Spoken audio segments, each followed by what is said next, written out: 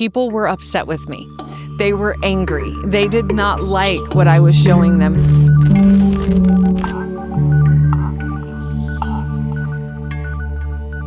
As I was thinking about grief, and in the beginning for me, that structure, because grief was scary to access, just like anger and rage. And sometimes not knowing what I'm sad for, what I'm grieving for, what's in there. And so I started with the beginning part of this practice. I started with setting a timer for 1 minute. Every morning I would meditate and pray and then set a timer for 1 minute to just grieve. Whatever that meant, whatever wanted to come out. Sometimes it actually meant tears.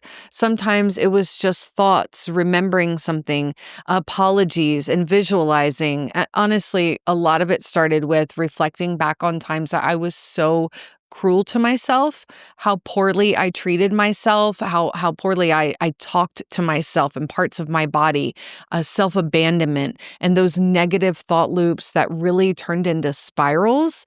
And that really what opened the grief practice for me. And it became more easy, more accessible to access the grief, but also access my body. It helped me process some of the emotions. And of course, I was using my tools on the front end and on the back end, creating that regulation sandwich before and after so that I could teach my brain and body that it was safe to have these emotions, to experience in them, to hold them in my body and to go backwards. And now my grief practice over time, it's really transformed. I love to take these processes to nature, like I talked about the other one, taking anger to my yard work. Sometimes I'll take my tears and my grief outside to a storm that's rolling through town. I go outside and I feel really comfortable leaning into nature. Nature's been a great teacher for me. And so as the earth cries, I cry. I go out there with my grief, and I think nature is such a beautiful co-regulator.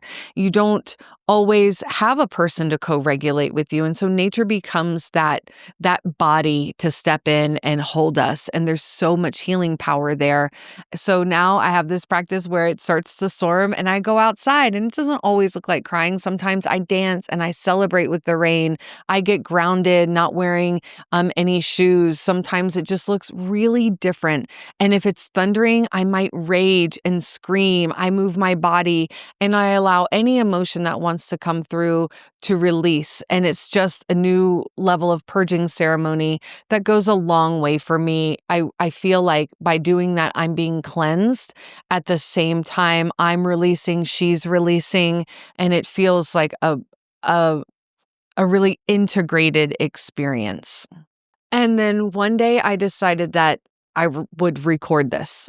And I shared a really short clip of me grieving in the rain in a big storm. And I had really thought that I just wanted to record this so that I could show people the different ways that you can express emotion, like raging with the storm, screaming with her, and then just like weeping. And I didn't expect this, but it went viral and over 1 million people watched it. And that was so scary for me. And it totally blew my mind at the same time. But what it also made me realize was that there was an overwhelming amount of support that came through. People were thanking me for showing them about what this could look like because it was scary. And it is scary for people to access this emotion. But actually, what also was a very interesting response is that people were upset with me. They were angry. They did not like what I was showing them, and they really were resistant to the amount of emotion and vulnerability that I was showing. Yeah, I remember watching that response, and it was really interesting to take all of that in. And first of all, I just want to say I love your practices. They've been really inspiring to me, and we've done so much grief work together, moving through those practices with another human being. Getting to learn from and witness each other is really powerful, and I feel really grateful for it. And then in watching that response to your grief reel, I realized, yeah, people do really want to see. They want to connect emotionally. That's why it had such a big reaction for people, because I do think we all have this deep desire to express and to experience emotions as human beings. And also there's some resistance to that because, like you said, it's scary.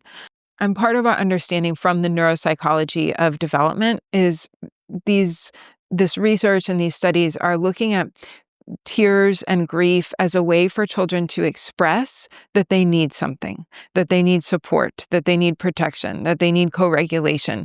And we have this physical way to express our need for care and attachment. And these are cues to our caregivers that helps maintain our social bonds.